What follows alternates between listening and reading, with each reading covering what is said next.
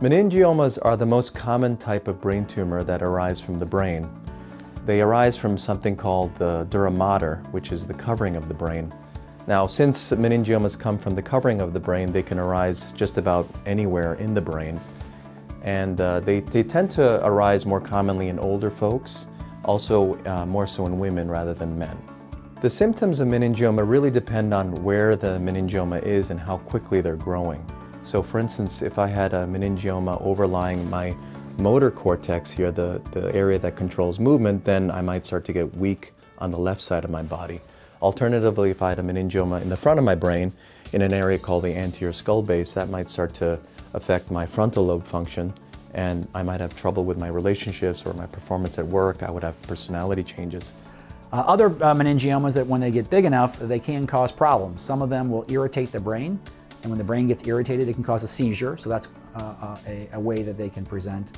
Sometimes they get big enough and they can cause pressure, and that leads to things like headaches or weakness in an arm or a leg, or problems with speech, and even sometimes some cognitive changes or mood changes can happen when the meningiomas happen in certain locations. There are some meningiomas that occur very close to the nasal sinuses and the nasal cavity, sometimes even breaching into the sinus and sinus cavities.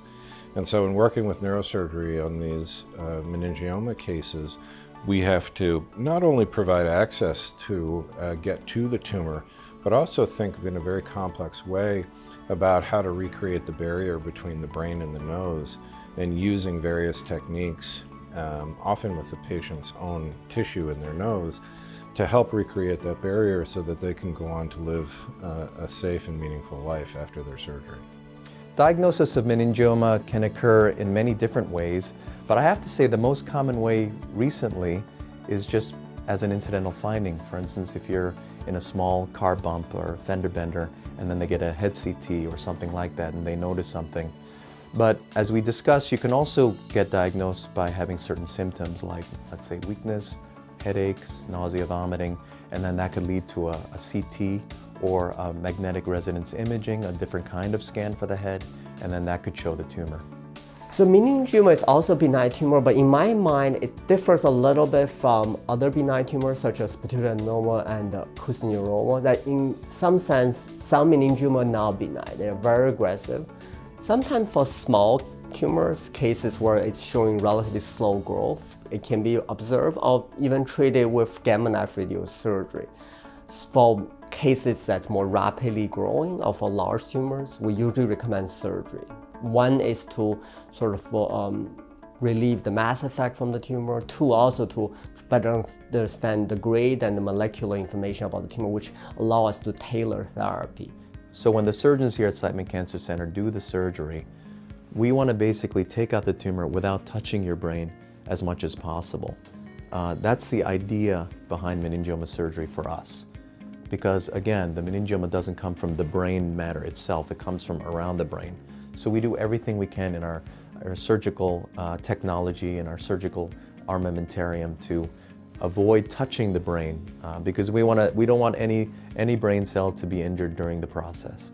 I think there are a number of reasons to come here to Siteman Cancer Center to get your meningioma treated. The first is that you'll see a team of experts. It's not just one person, it'll be somebody from neurosurgery, from radiation oncology, from otolaryngology, even neuroradiology and medical oncology. So you'll see an entire team who'll be looking at your case, and I think that has some huge advantages, obviously.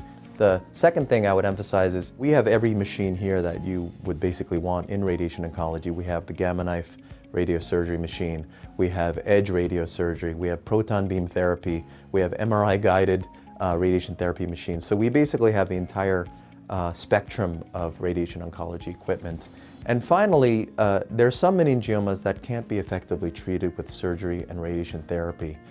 And there really aren't that many good medications out there for meningioma. And so we have a number of clinical trials which will create the new standard of care for meningioma treatment in the future. And that includes things like immunotherapy and other drug treatments that we can do for meningiomas, especially for the ones that are aggressive and tend to come back.